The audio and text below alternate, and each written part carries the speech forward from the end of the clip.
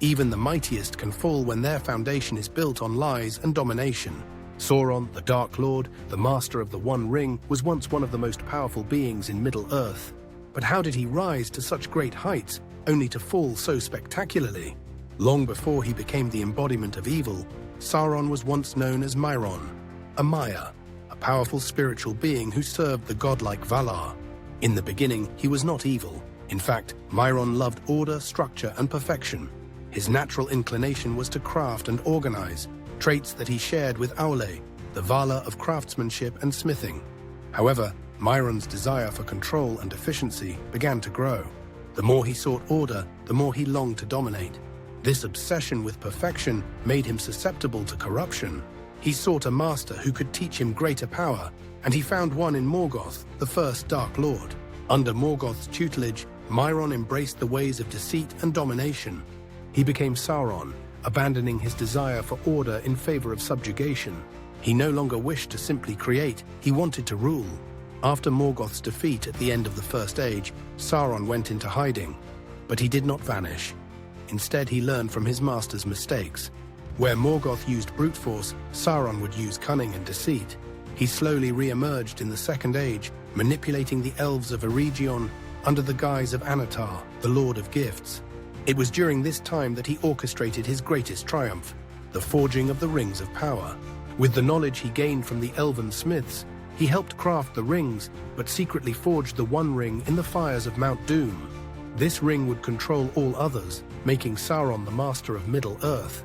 With the One Ring, Sauron became nearly unstoppable. He forged armies of orcs, corrupted men like the kings of Númenor, and created the terrifying ring-wraiths, enslaving those who wore the 9 rings for men. Sauron was on the verge of total domination. Despite his power, Sauron's downfall was seeded in his lust for control. Unlike his former master Morgoth, Sauron was dependent on external objects, most notably the One Ring. This dependency became a fatal weakness. Sauron believed that by pouring much of his own power into the ring, he could make himself invincible. But in doing so, he made himself vulnerable. As long as the ring existed, Sauron could never be fully destroyed. But if it were ever lost or destroyed, his power would be greatly diminished. Another flaw in Sauron's strategy was his arrogance. He believed that no one could resist the power of the One Ring, and thus he never anticipated the role that Hobbits, beings he considered insignificant, would play in his undoing. While Sauron could manipulate powerful beings like Saruman and kings of men, he underestimated the purity of heart that Frodo, Sam, and others possessed. This ignorance would cost him dearly. Sauron's lust for power reached a critical point with the fall of Númenor, the great kingdom of men. After manipulating King Ar-Pharazôn into worshipping Morgoth and challenging the Valar, Sauron nearly succeeded in corrupting the entire kingdom. But in his arrogance, Sauron underestimated the wrath of the Valar and Eru Ilúvatar himself.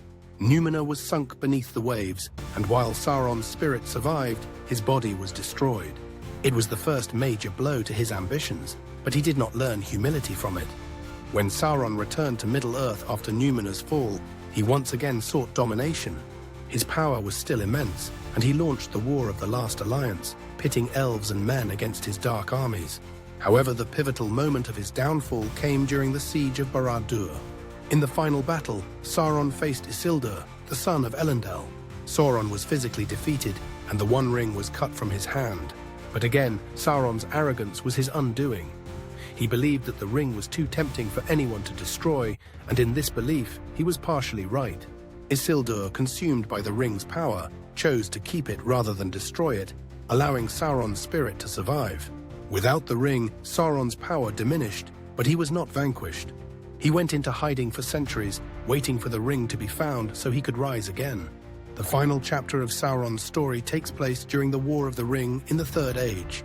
Even though he regained much of his former strength, Sauron remained blinded by his obsession with the One Ring. He poured all of his attention into finding it, convinced that no one would willingly destroy such a powerful artifact. But it was precisely this obsession that led to his downfall. Frodo, though corrupted at the last moment, had brought the ring to Mount Doom. And in an ironic twist of fate, it was Gollum, the creature whose life had been warped by the ring, who ultimately caused its destruction.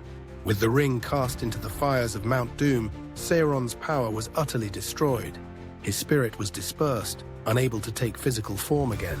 This was the final defeat of Sauron, the Dark Lord. Sauron's fall was not a sudden event, but the culmination of his arrogance, dependence on the One Ring, and the flawed belief that domination and fear were the ultimate forms of control. His rise was built on deceit, but his downfall was a result of his inability to understand true power. The power of selflessness, unity, and the courage to resist corruption.